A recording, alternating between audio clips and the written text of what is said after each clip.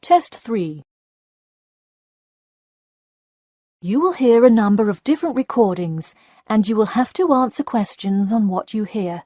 There will be time for you to read the instructions and questions and you will have a chance to check your work. All the recordings will be played once only. The test is in 4 sections. At the end of the test, you will be given 10 minutes to transfer your answers to an answer sheet. Now turn to Section 1. Section 1. You will hear a woman calling the London Police Department to report a robbery. First, you have some time to look at questions 1 to 4.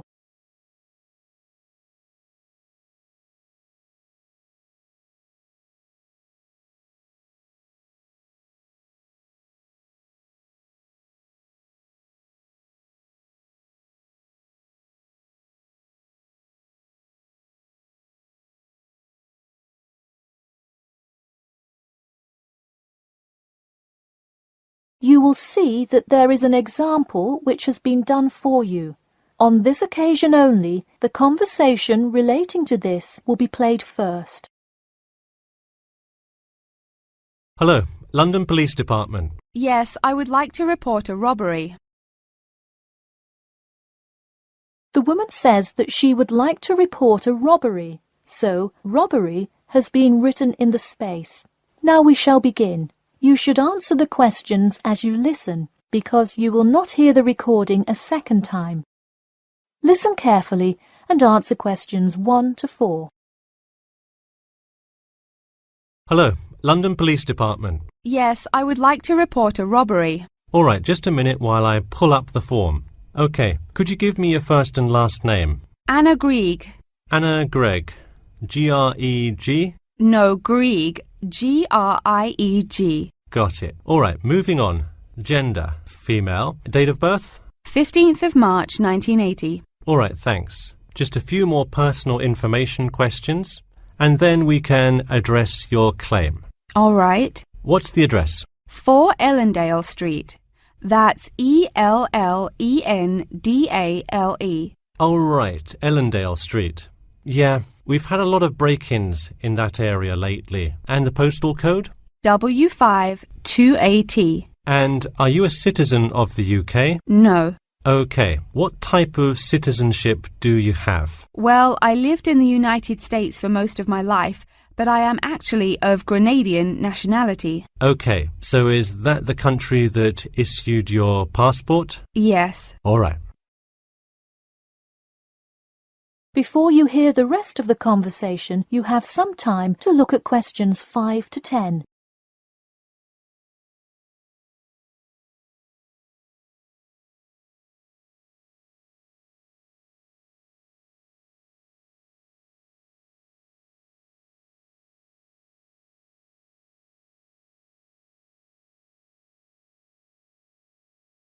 Now listen and answer questions 5 to 10. And what is the crime you're reporting? I already said a robbery. Oh, right. Sorry. This is about the 100th robbery report I've filled out today. Have you had any prior break-ins? In the building or just my flat? The unit below mine got broken into last year. No, just your flat. Oh, then no, not here. All right. Let's see here. Can you think of anything that was out of the ordinary around your building, or anyone who may have had reason to do this? No, it seemed like just a normal evening. I didn't see anyone suspicious and can't think of anyone that would target me specifically. How long has this been your place of residence? Let me think. I moved in on February 1st and it's October, so it's been about 8 months already. Wow, time flies. And that is just for Ellendale, yeah? Yes, I have lived in the UK for just over 1 year. I see. Can you give me the first and last names of all members of the household? Actually, I live alone. OK, so no other occupants. And can you give me a brief account of what happened? I left to go to a dinner party at 6 p.m. and when I returned at 11, I found the place ransacked and a lot of my things gone. Any sign of forced entry? Yes, the back door was wide open and it looked like someone used a crowbar to force it open. I see. And just to be clear, was the door locked when you left? Of course. Hey, you would be surprised how many reports we get where people have failed to lock their doors. Now, I need you to list any missing items valued above £200. So far, I'm missing my computer, my purse with my wallet in it, and the TV. Okay, let's start with the computer. What is the estimated value? £500. And what is the serial number? G416870. Thank you. And a visual description? It is a black 13-inch PEMDAS cloud book. There is an Oxford sticker on the lid. Okay, and could you give me a description of the purse? Sure, it's a Claude Frieda shoulder bag and the material is silver-coloured cloth. Price? £300. Okay, that concludes my report. I'll submit it and we'll let you know of any developments. That is the end of section 1. You now have half a minute to check your answers.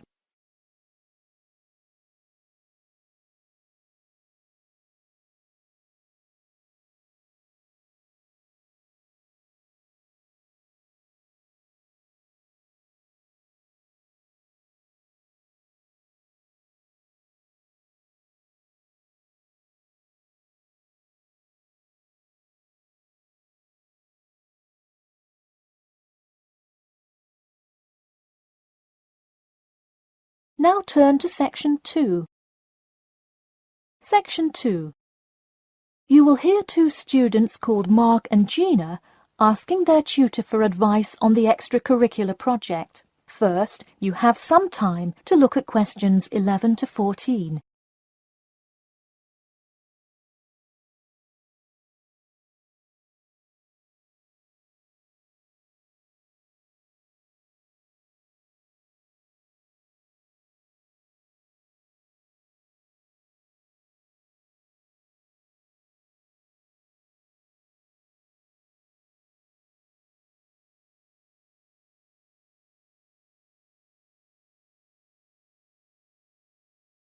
Now listen carefully and answer questions 11 to 14.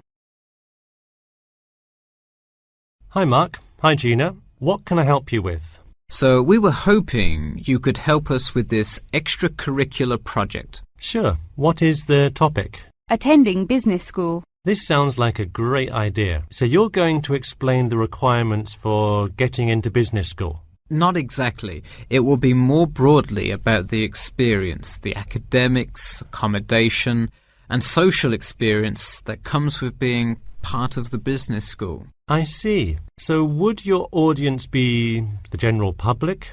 Well, we would probably want more to focus on members of the institution. We would especially like to reach individual applicants to the business school. I see.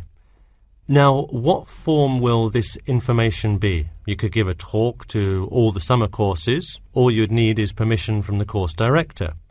Or you could pass out information outside the student union.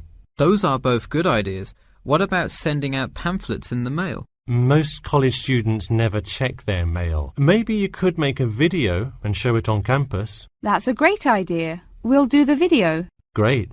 And as members of the business school, do you have an incentive to attract new students?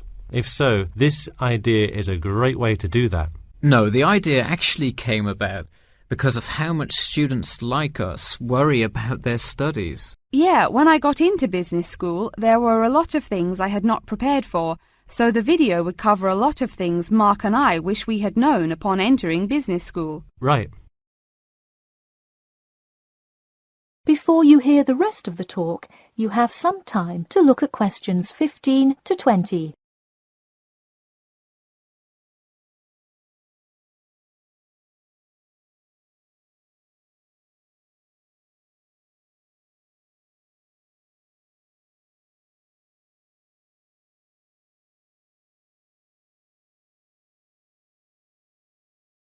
Now listen and answer questions 15 to 20.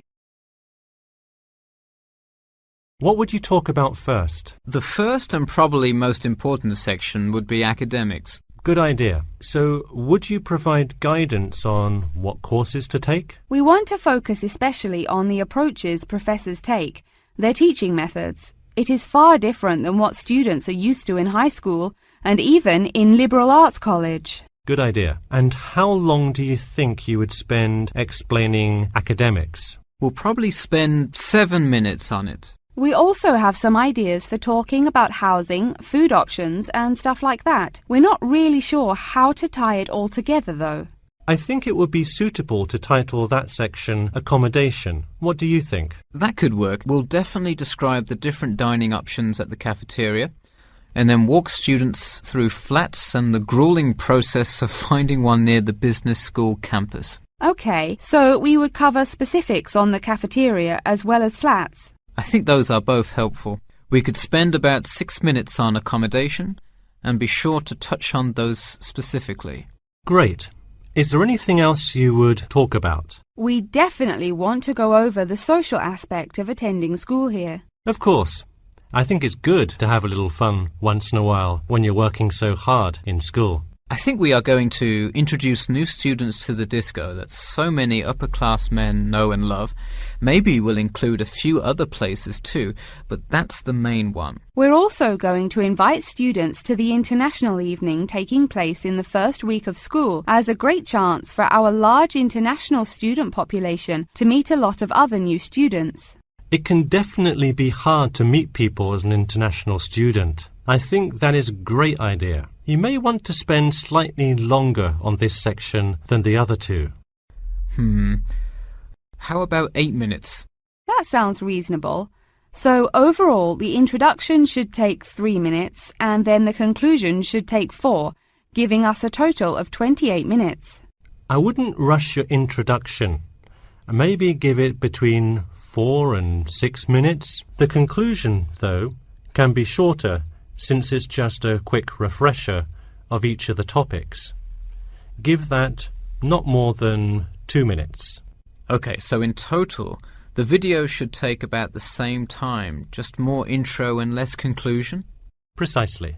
All right, we're going to get to work on our video. Thanks for your help. That is the end of section 2. You now have half a minute to check your answers.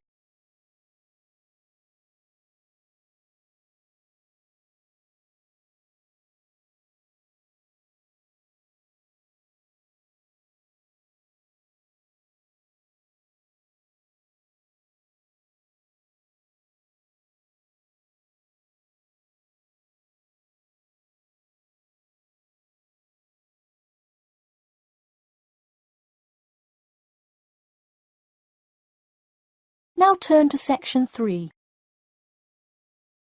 Section 3.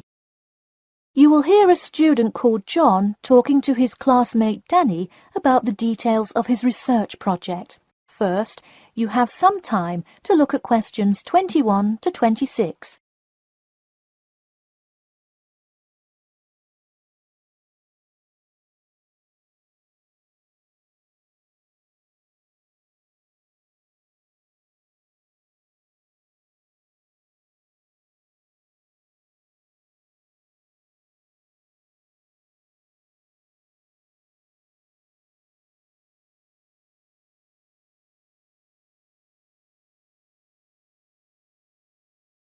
Now, listen carefully and answer questions 21 to 26. So, tell me about your research project, John. I created a questionnaire for the study to determine people's opinions of the relative feasibility of earning a living in Brisbane. Oh, cool. How is it scored? Are they all multiple choice questions? Well, the questions consist primarily of yes or no responses. There are 2 free response questions at the end. Participants will use a computer to fill in their answers. That way, it is really easy to analyze the data afterward. Great. It sounds like you have a pretty solid idea of what you should do. Just don't forget to submit a copy of your plans to Professor Curran by the 15th. Oh, I almost forgot. You don't do it for the high grade or a praise, but he can review and give you feedback. Right, that will be helpful. He has been conducting studies like this for 30 years now. Yep. Oh, and I'm curious. Are you going to be in the room giving subjects directions for the questionnaire? Well, I think the instructions will be provided by another representative who will not be analysing the data. I want them to feel they can answer and be completely anonymous, so I will not be in the room. Anonymity is really important for this study. I agree. Good idea. You should tell the representative to remind subjects to fully consider both sides of each issue. Sometimes it's really easy to immediately check yes or no without stopping to think about it completely. That's so true. It's like a race to finish the questionnaire first or something. I'll make sure to include that in the instructions. This report has to be perfect. Wow, what's the big deal? I know it's part of your grades and all. Well, it's that, but also a well-executed study could grab the attention of faculty in the department, which would be a huge deal. So, for attention? No, silly. I mean, I could really gain the respect of professors who may later take me on as a graduate student in their labs. Oh, I see. Before you hear the rest of the talk, you have some time to look at questions 27 to 30.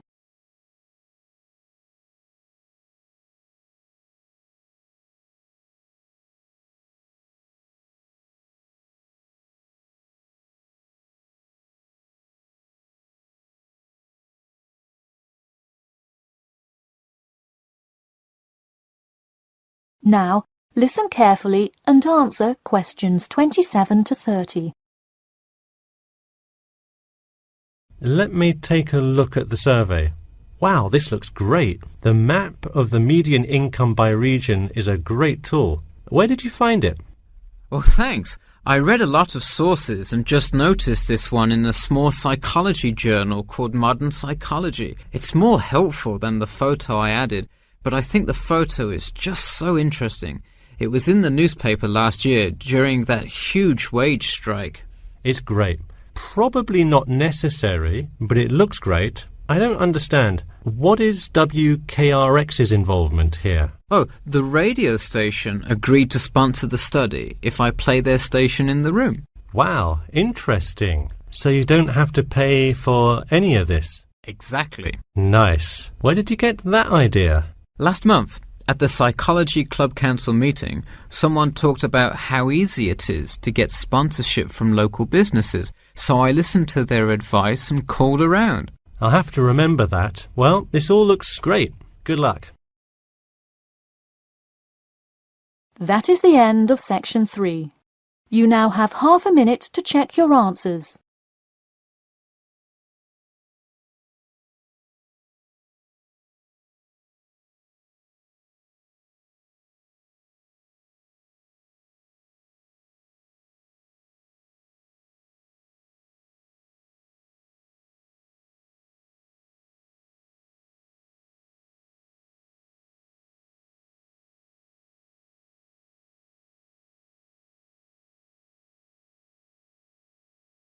Now turn to section 4. Section 4. You will hear the beginning of a lecture about the Pleasanton Town Market.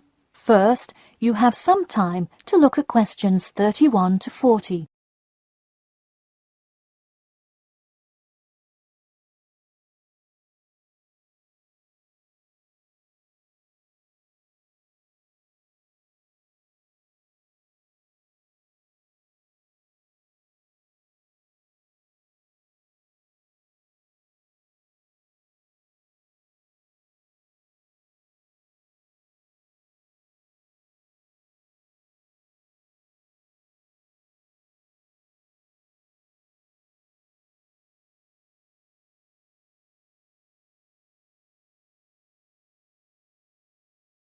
Now, listen carefully and answer questions 31 to 40. Good afternoon. In the last few lectures, we've been covering the social and political pressures that influenced the rise of the rebellion of 1679. Today, I would like to focus on the Pleasanton Town Market. Now, why are we talking all about some market? It's not like it was the first market ever, or even a particularly large market. The Pleasanton Town Market is important because it is often mentioned in the literature found in the library. If you have ever been there, you have probably seen all of the handcrafted items sold there now. But what was originally bought and sold in the town market? In the beginning, the market sold products such as meats, furs, and simple tools. Over time, though, it became known as the place to find quality livestock. People came from all over the world to find the biggest and best cows, pigs, and chickens. In fact, the profits from the town market became the savior of a plummeting economy during a time of much turmoil. Not to be confused with the Reconstruction era, a period of rapid development came about in the 1660s as a result of the market's vendors contributing their profits to building up much-needed public facilities and defense, which would later make a huge impact on the outcome of the war. For many years, the market flourished and began to draw in large tourism crowds in addition to the throngs of livestock customers. However, as revolutions in farming came about, more people moved to farms far from the city centre. Customers grew more and more reluctant to travel all the way to the town centre for their meats, when they could easily choose to buy from local farmers near them for a fraction of the price. With such a fall in the profits of the town's major profit generator, some quality town planning was needed. In the mayoral election of 1668, a young man of little fame just barely claimed the popular vote, none other than the now legendary John C. Wiley. Wiley's first decision as mayor of Pleasanton was to deal with the quickly failing town market. The building with the large clock was a landmark that had symbolized growth in Pleasanton for a generation. Wiley decided to use the notoriety of the town market to set an example. During the historical Rotterdam Rebellion, Wiley gave all those involved lifetime prison sentences in the very same building. It stayed a prison for about 50 more years until they transported all remaining prisoners to other facilities and turned it into the historical monument today.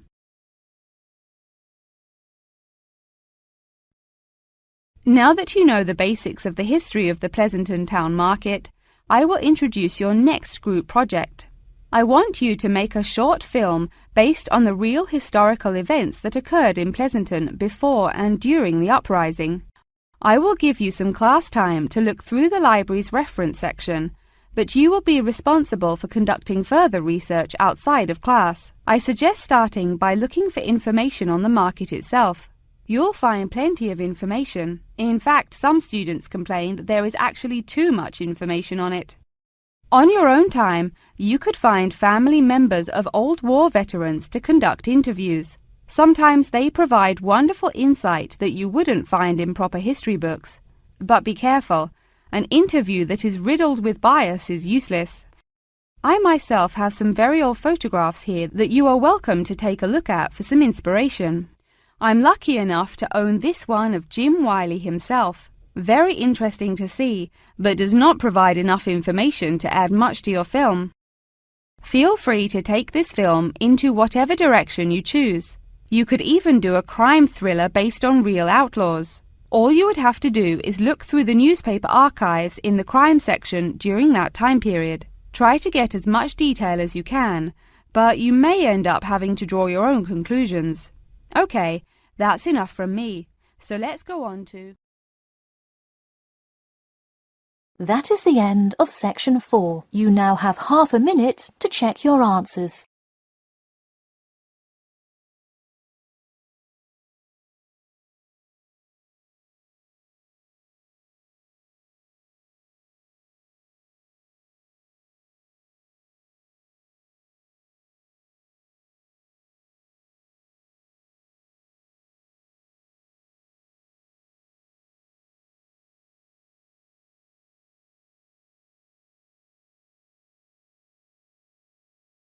That is the end of the listening test.